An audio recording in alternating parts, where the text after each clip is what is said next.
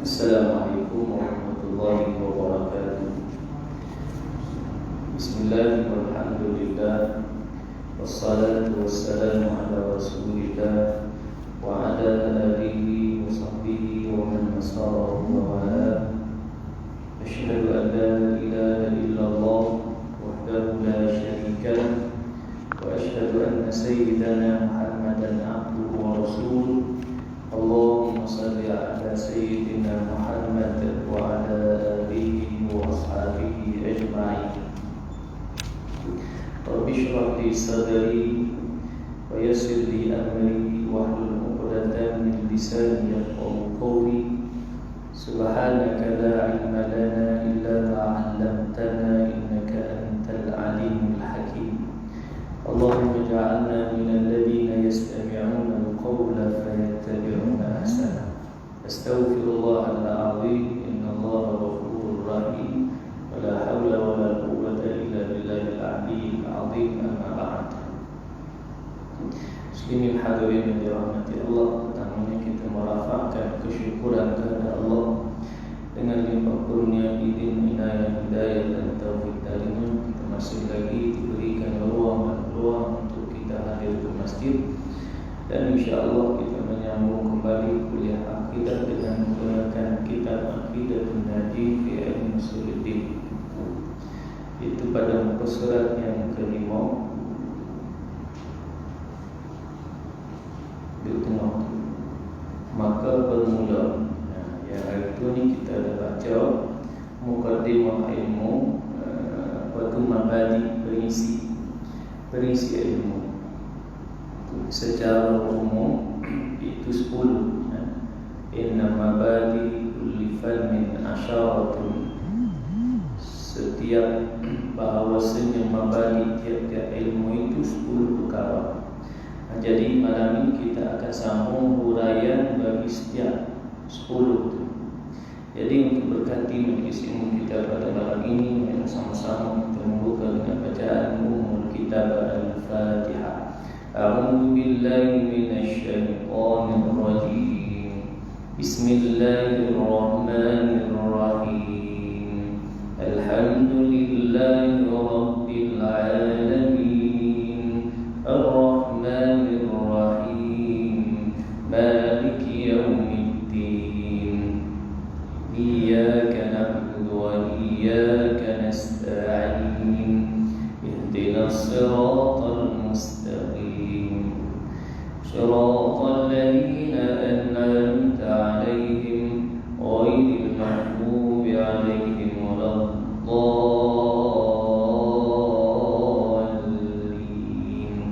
Amin. Baik, muka surat 5 selepas daripada matan atau bait syair Inna mabadi itu ada 3 baris, 1, 2, 3, 4. Baris keempat dia. Maka bermula dibuat. Jadi apa? Maka bermula. 3 baris itu yang bahasa Arab. Inna mabadi kulli fannin asyaratun. 3 baris. Lepas 3 baris itu 1, 2, 3, 4 baris keempat. Maka bermula. Duk tengok baris keempat tu, duk tengok bermula kurungan tu. Dalam kurungan tu maka bermula. Orang satu-satu 10 mabadi. Baik. Maka bermula hadnya. Pertama al-haddu, had ilmu. Batasan dia. Hadnya yakni ta'rif ilmu tauhid itu, iaitu ilmu yang dibahas daripada isbatkan maqaid yang dibangsakan kepada agama, yang diambilkan daripada dalilnya, yang diyakinkan, dan katapi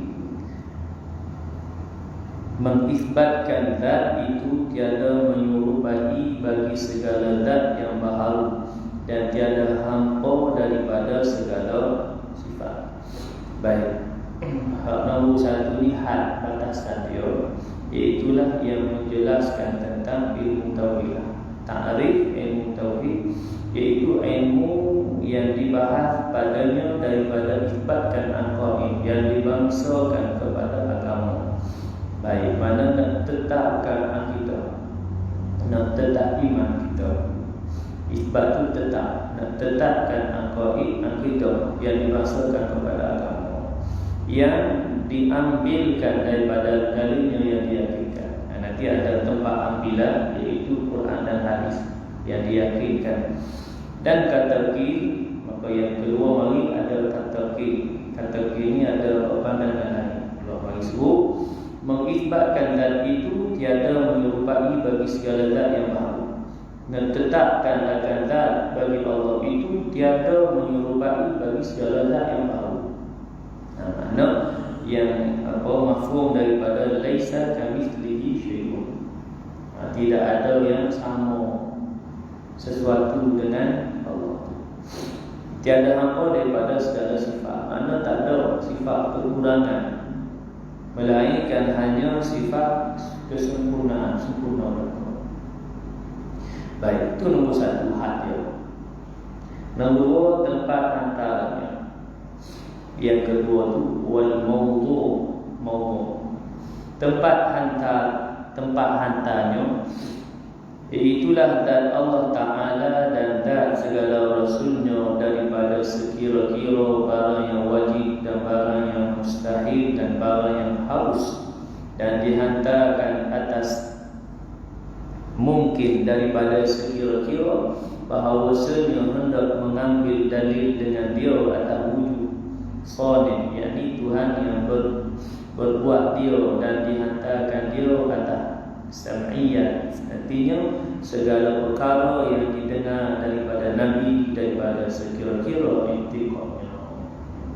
Kita baca bab itu. Baik, yang kedua ni adalah mawdu', iaitu tempat hantaran.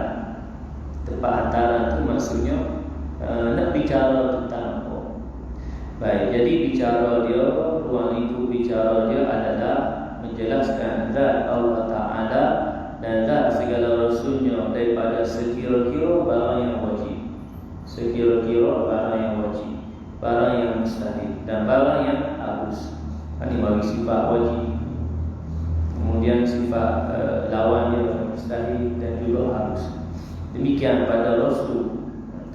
Karena kita nak kenal apa tu disebutkan awwaluddin ma'rifatullah, mula agama kenal Tuhan Allah. Jadi mula-mula sekali kenal Allah, dan yang kemudian kenal Rasul, supaya terbit cinta kita kepada Rasul, supaya apa yang ditinggalkan oleh Rasul itu kita sunnah Nabi SAW. Baik, jadi bicara tentang Allah Rasul pada barang sekira-kira yang wajib ada Allah Rasul, harus dan juga mustahil. Kemudian pada berbicarakan Allah Subhanahu Wa Taala dalam wujud Sonim, yakni Tuhan yang berbuat dia. Allah Subhanahu Wa Taala yang menciptakan, segala apa yang ada ini adalah diciptakan oleh Allah Subhanahu Wa Taala. Baik, itu tempat antara. Kemudian yang ketiga dan faedah. Faedah daripada ilmu tauhid. Dan faedahnya itu mengenal segala sifat Allah dan sifat segala Rasulnya dengan segala burhan yang qat'iyyah. Burhan ini bukti atau dalil. Bahasa sebut dalil, selain daripada dalil itu burhan, bukti lah atau tanda. Yang qat'iyyah, qat'iyyah ni tetap. Maksud dalil yang tetap, qat'i ini putus. Maksud putus tu bukan kata putus bila kata banyak kita putus itu. Maksud putus ni tetap, tak ada marilah boleh berubah. Itu kata qat'iyyah. Dan beroleh kemenangan dengan sa'adah yang berkekalan.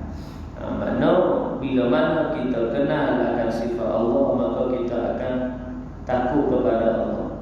Takut dalam arti kata yang kita sebut sebelum ni, makin mendekatkan diri kita kepada Allah. Kerana kita kenal Allah, kita takut kepada Allah, kita Berbeza kita khauf kepada makhluk, takut kita kepada makhluk. Hati terbit dalam hati kita kerana bagi setiap orang ni Allah kurniakan mari rasa seronok, gembira, sedih, kecewa, takut, berani, ada.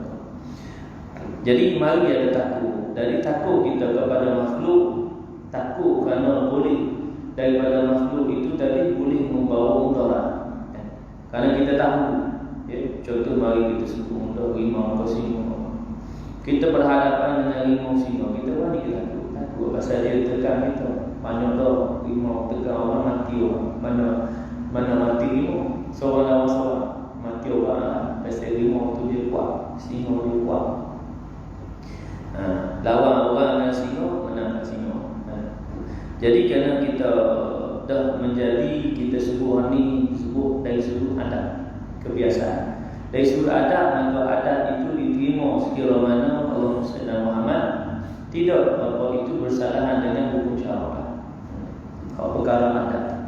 Jadi dari sudut hukum adat, mana layak kita takut? Layak kita takut pada singa, layak kita takut pada rimau dan segala binatang buas yang boleh memudaratkan kita.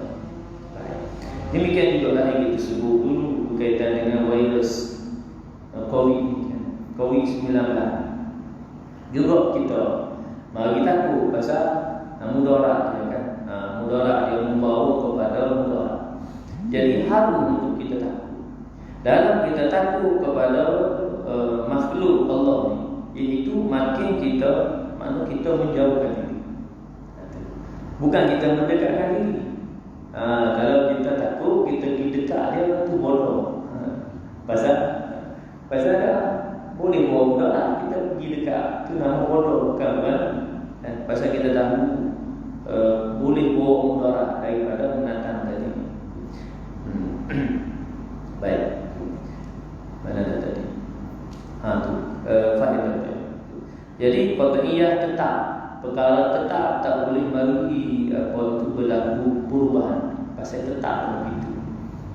Biasa bila sebut dalil qat'i ini adalah yang warid kepada Al-Quran dan hadis Nabi, yang kembali dia kepada Quran dan hadis.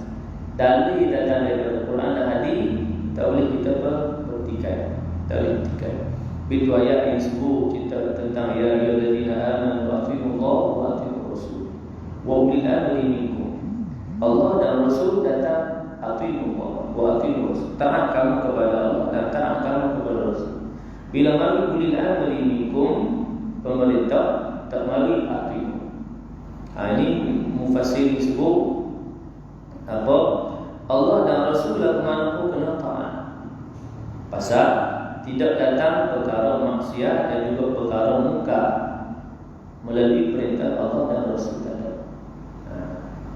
Karena Allah Sayyidina Muhammad perintah datang daripada Rasul itu, suruhan Rasul itu adalah datang daripada Allah. Mustahil Nabi SAW menyuruh kepada perkara maksiat dan munkar. Jadi atiiullah wa atiiur Rasul wa ulil amri minkum, pemerintah itu dua.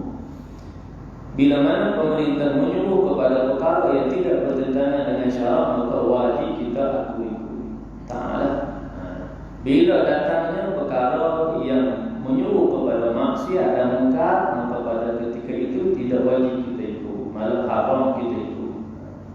Bila mari apa perkara maksiat, munkar tersebut. Selagi mana tidak munkar, tidak maksiat, masih lagi dalam perkara yang kita sebutkan makruh sekali, kerana dia tidak haram. Pasal di sana pemerintah itu ada, kita sebutkan tanggungjawab dia dalam rakyat, tanggungjawab dia terhadap rakyat.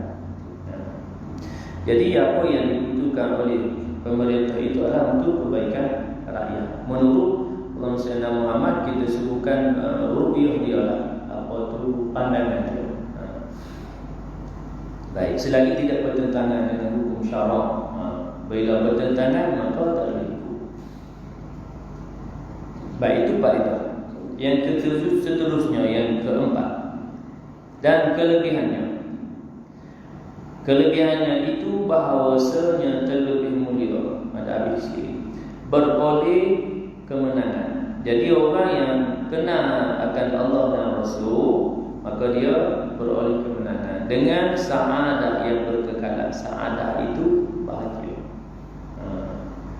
kebahagiaan yang berkekalan. Berkekalan itu karena bahagia nanti di hari akhirat lah.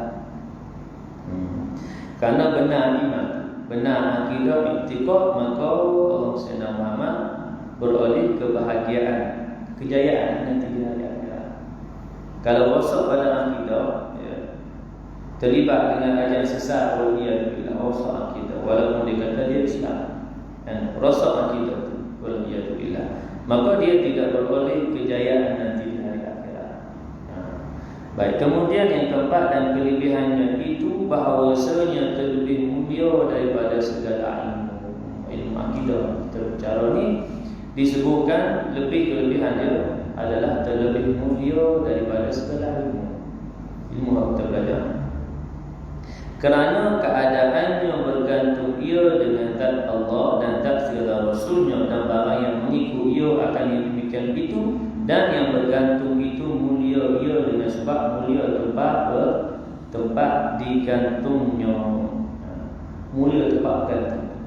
Satu uraian bagi sini begitu. Satu, karena mulia tempat kita mulia dalam perbincangan, perbahasan, itu nak menceritakan apa itu kelebihan dan kemuliaan, kesempurnaan sifat Allah Subhanahu wa taala dalam kita mengenal Allah dan juga mengenal Rasul. Satu. Kemudian yang kedua adalah kerana tadi itu sa'adah yang berkekalan. Kerana benar iman, benar akidah, benar i'tiqad, maka beroleh kejayaan, kebahagiaan, kesenangan, iaitu nanti di hari akhirat yang berkekalan. Kerana dengan benar ilmu ni, benar akidah. Kalau orang lain semua dipakar belakang, tapi dalam bab akidah, waliyadzubillah, rosak iman, tak ada apa. Habis dunia ni, akhirat habis. Pasal akhirat penentu dia adalah akidah, iman tu. Baik, itu yang keempat kelebihannya. Yang kelima, nisbah. Dan nisbahnya itu bahawasanya usul segala ilmu, usul, asal, dan barang yang lainnya itu furu' daripadanya. Iaitu ilmu akidah ni juga disebut usuluddin, asal agama. Kerana daripada inilah terbitnya yang kata furu' itu cabang. Sebab itu dalam usuluddin, ilmu akidah ni, ilmu tauhid ni, tak boleh ada istilah beza.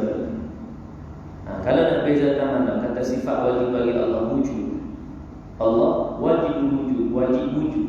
Kalau nak mari sisi kata tak wujud, awasal. Satu lagi wujud bapa, yang kedua kekal. Sifat wajib bagi Allah kekal. Kalau nak mari sisi kata kita kata Allah maha hidup dan kekal, tidak apa itu, tidak mati, hayyul la yamut, kekal. Jadi nak mari sisi kata tak boleh, tak kekal, maka bila kata mari kata tak kekal, kosong. Tu. Sebab itu ilmu usuluddin ni tak boleh ada ikhtilaf, tak boleh mari berselisih pada perkara asas pula, perkara qat'iyah, tetap. Demikian juga perkara furu'. Bila mari berselisih, maka rosak selisih. Demikian juga pada perkara furu', cabang daripada usuluddin, ilmu fiqh yang bersifat qat'i.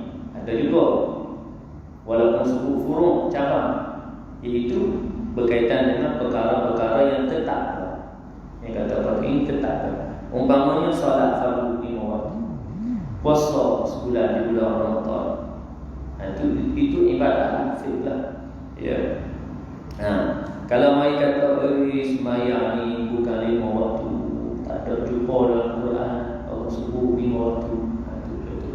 Contohlah, kerana ada hamba Allah sebut lagi. Benarlah dalam Quran memang tuan-tuan cari dari ayat pertama hingga ayat 6236. 236 ayat. Cari dari ayat pertama hingga ayat akhir dari surah Fatihah hingga surah An-Nas. Cari itu memang ada jumpa. 5 waktu itu tak jumpa. Cuma yang kita jumpalah perintah kepada salat. Inna salata kanat 'alal mu'minina kitaban mawquta. Sesungguhnya salat atas sekalian orang beriman kitaban mawquta, telah pun tertulis. Dia punya waktu dia, tetap waktu dia. Bagaimana yang nak tahu waktu-waktu dia? Melalui Nabi sallallahu alaihi wasallam. Kalau begitu, kalau kata dia kata bukan 5, 3, buat hari 3 mana? Tak ada juga. Sebab itulah Allah SWT Muhammad diutusnya Rasul sebagai jalan, panduan, ikutan, kurun, ikut. Jadi bila tak ada Al-Quran, maka kena kaji hadis Nabi. Bila mari penyataan mari kata ni tak ada, pasal tak ada dalam Quran, maka orang ni pertama kita tahu terhukumlah tak ada tahu. Pertama yang boleh kita nak tentukan dia duduk di mana. Pertama hati-hati. Pasal hak sembahyang 5 waktu itu disebut dalam hadis. Ada hadis Nabi menyebutkan 5 waktu khusus solat, 5 waktu solat, 5 solat, 5 fardu solat. Baik. Jadi perkara furu' bila qat'i maka tak boleh dipertikaikan. Usuluddin tak boleh dipertikaikan. Perkara furu' bila perkara itu adalah qat'i tetap tak boleh dipertikaikan. Ada pemain kata furu' dia boleh ikhtilaf, boleh berselisih dia pada perkara yang boleh berlaku perselisihan. Maksudnya dari sudut sembahyang subuh kunut, nak kunut kau tak kunut kau tak apalah. Pasal ialah ada 3 sahabat ikut Nabi tak baca kunut. Jadi mari pandang kata kunut ni tidak keseluruhan tidak pada tidak setiap waktu subuh. Tak apa. Tapi kalau ini yang kita tadi lah, umpamanya 5 waktu. Kemudian setiap solat kan ada rakaat dia. Subuh 2, subuh 4, asar 4, 3, maghrib 4, isya. 2, 4, 3, 4. Cuma Jumaat lah 2. Zuhur Jumaat tu 4, lepas tu 2 rakaat. Jangan pula sembahyang Jumaat 4 rakaat. Jumaat 2. Demikian juga qasar bila musafir. Zuhur boleh jadi 2, asar boleh jadi 2, isya boleh jadi 2. Ini qasar. Hanya ketika musafir. Qasar ni boleh musafir. Beza pada jamak. Di jamak hipung pula mari hak qasar 3 waktu. Subuh pula zuhur, asar, isya. Hak boleh qasar. Jangan pula subuh. Musafir ni boleh qasar. 2 jadi 1 rakaat dah. Lalu maghrib lagi 3 jadi 1,5. Sudah. Hak boleh puasa, ni umum dah lah. Tengok ada semua kita dah sebutlah. 4 boleh jadi 2. Kemudian yang jamak hanya zuhur dengan asar, maghrib dengan isya. Jangan pula subuh dulu, asar maghrib. Itu macam-macam hal lain. Dan jamak tadi hak qasar hanya musafir. Jamak boleh pada perkara yang lain. Boleh jadi kerana sakit. Boleh jamak tanpa qasar. Sakit boleh jadi kerana masa. Kalau baru ni ada soalan lagi Sayyidina Muhammad yang berbicara kena dialisis.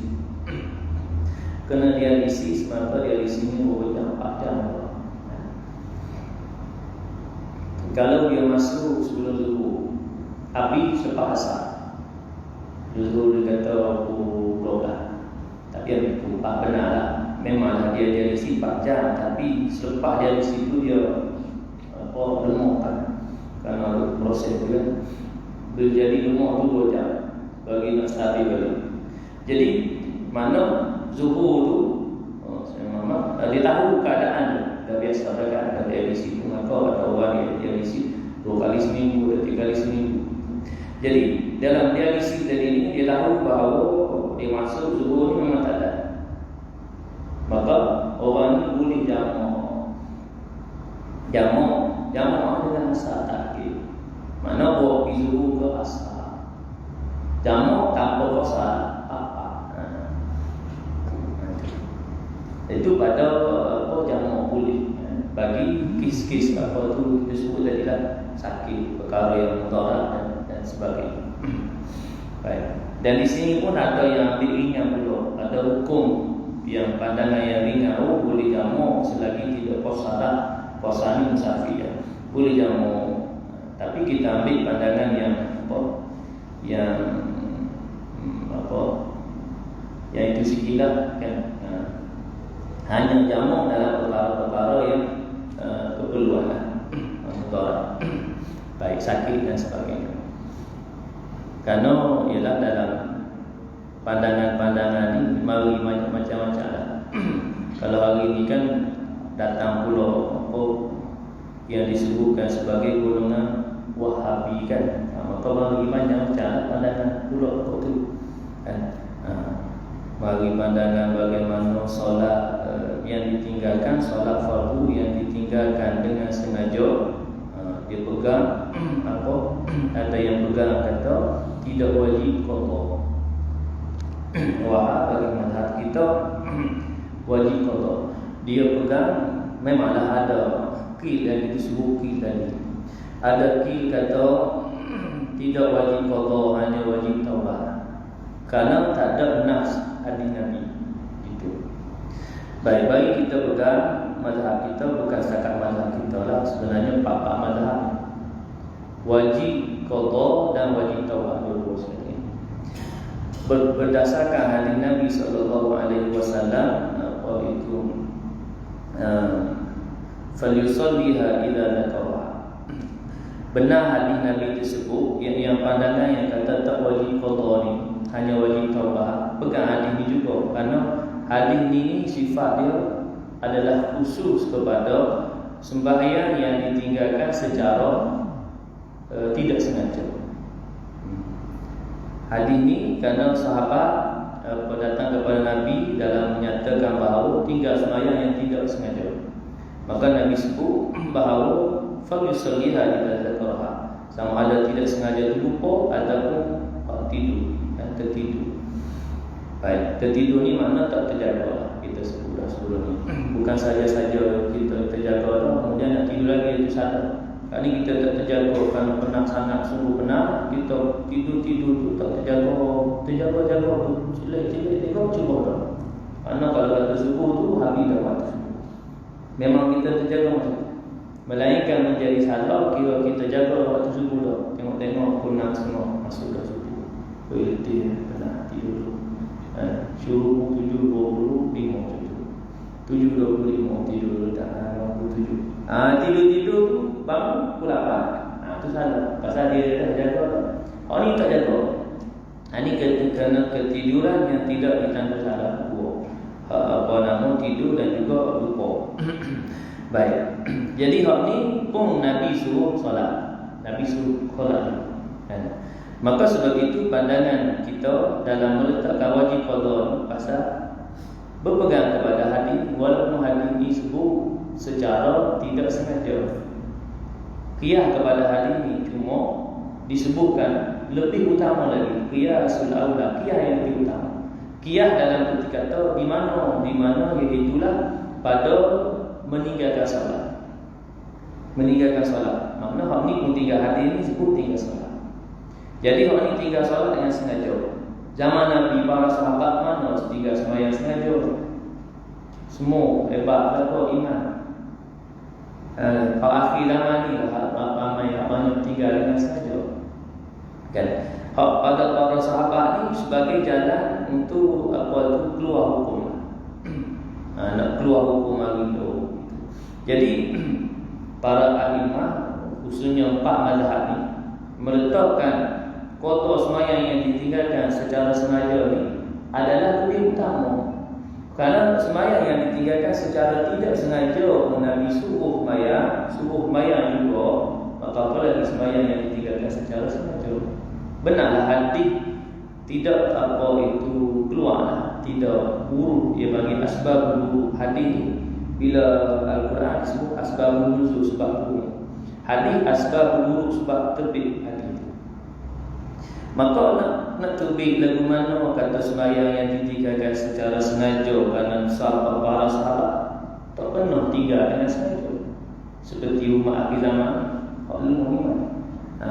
Jadi sebab itu mari kias. Sama jugalah ada apalah yang memabukkan. Kalau itu mari tak tahu mana haram, ayat itu mana haram, perkara-perkara yang mabuk. Itu bila perkara mabuk maka dilihat kepada kias.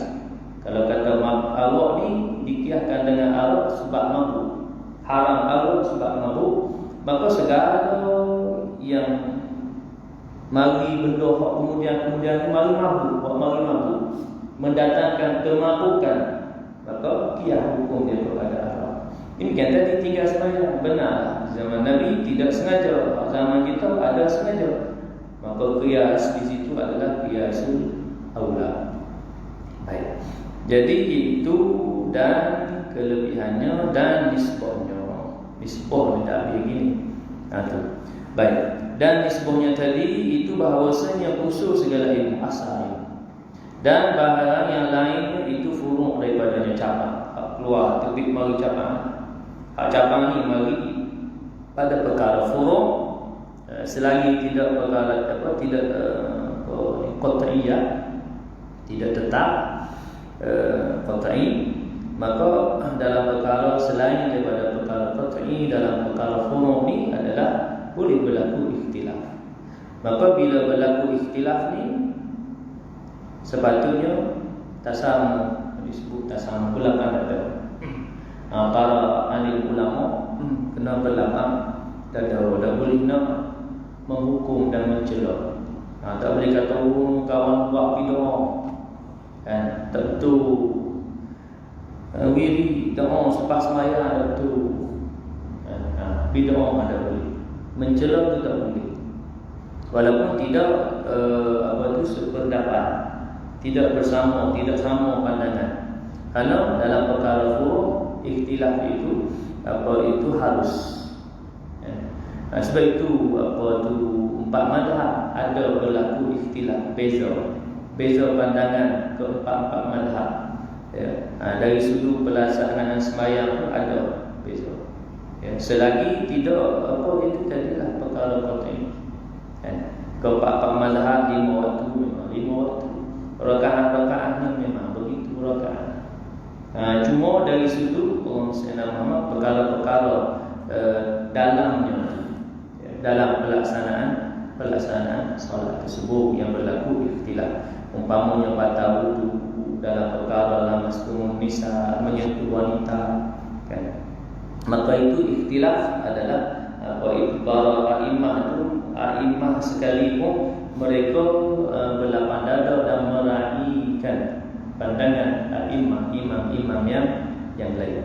Tidak mencela dan tidak menyalahkan pandangan, kerana setiap pandangan itu sebenarnya kembali atau merujuk kepada Al-Quran dan hadis Nabi SAW. Muslimin hadirin yang dirahmati Allah, jadi malam ini sampai dan nisbahnya. Jadi kita akan sambung pada pertemuan yang akan datang di sini minggu keempat, dan namanya. Dan namanya itu muka salimah lagi. Kita akan sambung pada pertemuan yang akan datang sekiranya diizinkan Allah Subhanahu wa taala. Sekali itu mudah-mudahan bermanfaat dan berjalan di sisi Allah, beroleh kefahaman akan apa yang kita pelajari pada malam ini. A'udzubillahi minasyaitonir rajim. Bismillahirrahmanirrahim. Alhamdulillahi rabbil alamin, wassalatu wassalamu ala asyrafil anbiya'i wal mursalin wa ala alihi wa sahbihi ajma'in. Allahumma faqihna fid din wa 'allimna at-ta'wil wahdina siratal mustaqim. Allahumma ja'al jam'ana hadha jam'an marhuma wa tafarruqana min ba'dihi tafarruqan ma'suma. Wa la taj'al illahumma fina wa la ma'ana wa la man yathba'una shaqiyyan wa la mathulan wa la mahruma. Rabbana 'alaika tawakkalna wa المصير. ربنا آتنا في الدنيا حسنة وفي الآخرة حسنة وقنا عذاب النار. وصلى الله على سيدنا محمد وعلى آله وصحبه وبارك وسلم والحمد لله رب العالمين. سبحانك اللهم بحمدك أشهد أن لا إله إلا أنت أستغفرك وأتوب إليك. بسم الله الرحمن الرحيم. العصر إن الإنسان لفي خسر إلا الذين آمنوا وعملوا الصالحات وتواصوا بالحق وتواصوا بالصبر. وبالله التوفيق والهداية. السلام عليكم ورحمة الله وبركاته.